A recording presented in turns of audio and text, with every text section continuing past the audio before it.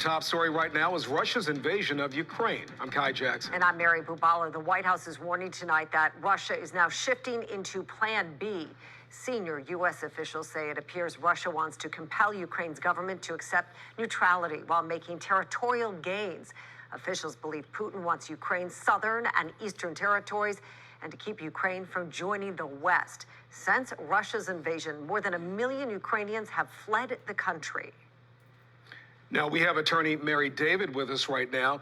She's an anti-human trafficking and sexual trauma specialist. Thank you for joining us, Mary. Thank you so much for having me.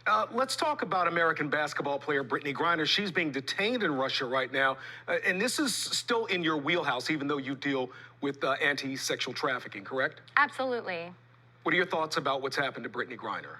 This is such a precarious situation for Brittney. She is a triple minority, and this is coming at a time where Putin has issued statements calling for a necessary and natural cleansing. He has made statements sneering at the idea of so-called gender-based rights. He has completely gone off the rails in terms of his animosity towards the United States, and so being an African-American LGBTQ identifying female, she is in a very tough spot. And Mary, I want to ask you, did Griner put herself in a vulnerable position by going to Russia, knowing that some of this could explode at any day? I know she's probably under contract. She's getting paid. It's her job. She had to be there probably. There has been so much Monday morning quarterbacking about whether she should or shouldn't have gone. The unfortunate reality is that WNBA players make so much more playing in their off-season in countries like Russia. And that's Brittney's case. She's not the only WNBA player to do this.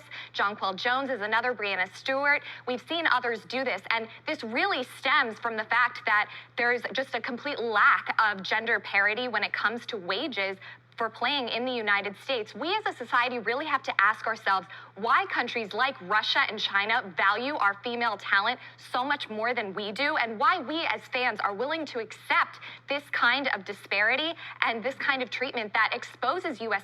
citizens to all kinds of dangerous situations where countries don't have the same legal protections for U.S. citizens that we have. So, Mary, are there any diplomatic channels that could be exercised here? And I've heard you talk about this. You believe there's kind of a carrot and a stick situation where, particularly where Vladimir Putin is concerned. In other words, he might not release her unless there's something he's going to get in return? Absolutely. Putin is going to look out for the best interests of Putin. Notice that I didn't say the best interests of the people of Russia, or certainly not for the detainees.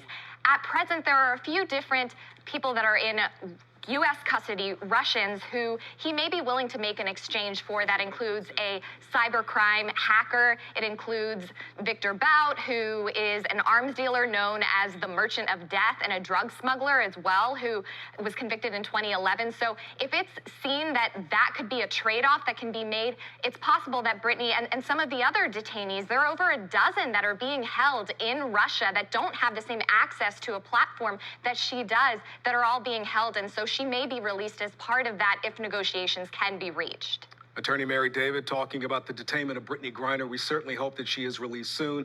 And we know it's a very complicated situation. Thank you for sorting it all out, Mary. We appreciate it. Absolutely. Thank you for having me. Incredible expertise, Mary. Thank you.